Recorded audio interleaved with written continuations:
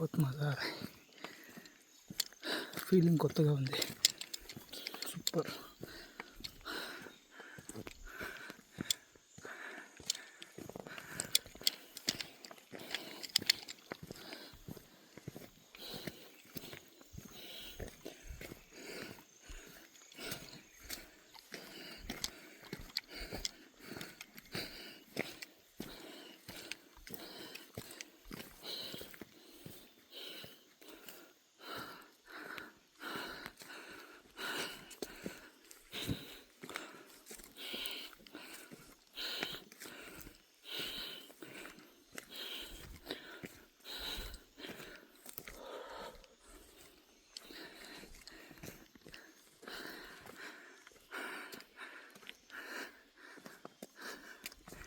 Super ఉంది.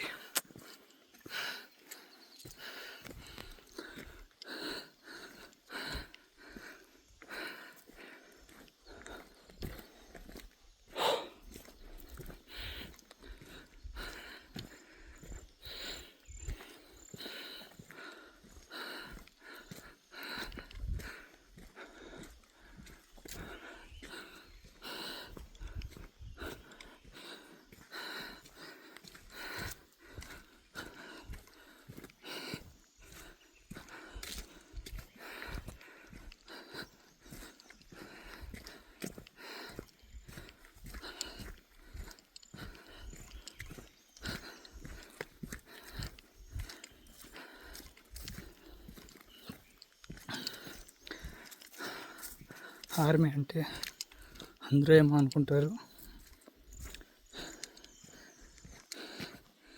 Army అంటే పోతే జీతం వస్తుంది, చల్లగా మందు తాగొచ్చు,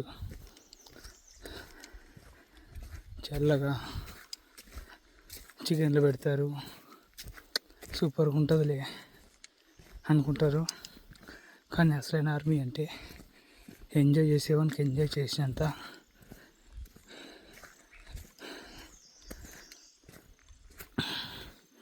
మనం ఈ పడే ప్రతి కష్టంలోనూ ఒక సుఖం ఉంటుంది. దాన్ని ఫీల్ అయ్యేవాడే ఆర్మీలో ఎక్కువ రోజులు ఉండగలుగుతాడు. ఆర్మీ అంటే అందరూ అనుకున్నట్టు చల్లగా ఉంటుంది, చల్లగా తింటారు, అది కాదు. ఆర్మీ అంటే సాక్రిఫైస్, పిల్లలకి, తల్లిదండ్రులకి, అందరికీ దూరంగా ఉండడం, దూరంగా ఉంటూ వాళ్ళ కోసం ఆలోచిస్తూ ఇక్కడ ఈ కష్టం ఇంట్లో చెప్పుకోకుండా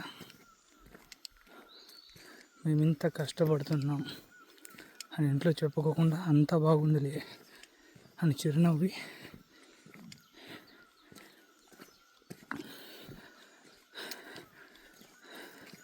కానీ నేను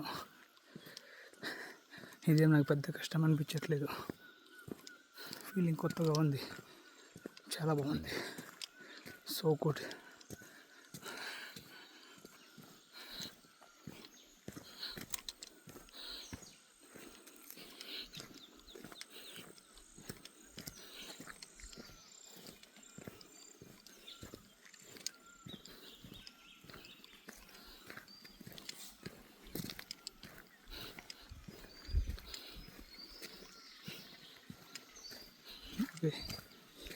ఓకే ఇలా నడుస్తూ ఉంటే ఇప్పటికి పొద్దున్న నుంచి ఇప్పటికి 4 కిలోమీటర్లు నడిచాం.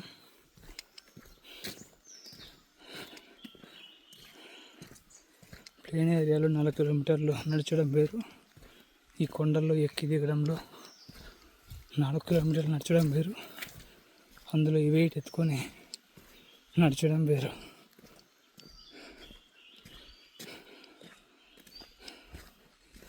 చూడండి,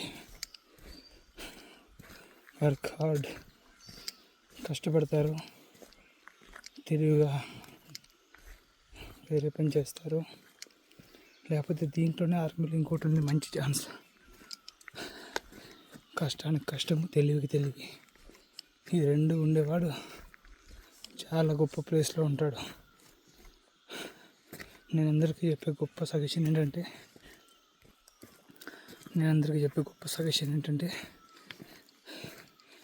మన ఫ్యామిలీస్ ఏమి అంబానీ ఫ్యామిలీస్ కాదు. మొదట ఏదో ఒక జాబ్లో సెటిల్ అయ్యి తర్వాత మీలో కొంచెం చక్కబడినాక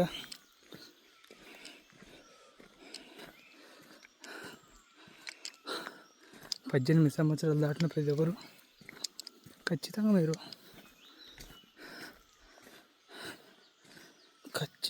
మీరు ఏదో ఒక జాబ్లో ట్రై చేయండి. ఎంత తొందరగా జాబ్ తెచ్చుకుంటే మీ ఫ్యామిలీ మీరు అంత బాగుపడతారు.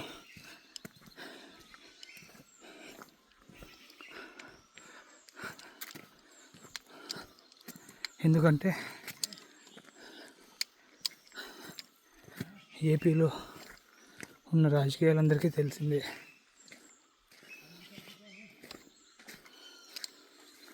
స్టేట్ గవర్నమెంట్ని ఎప్పుడు నమ్ముకోవద్దండి.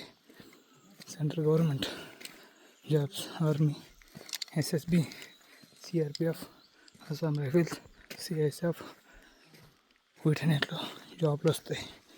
కొంచెం కష్టపడితే ఖచ్చితంగా జాబ్లు వస్తాయి. Okay, bye.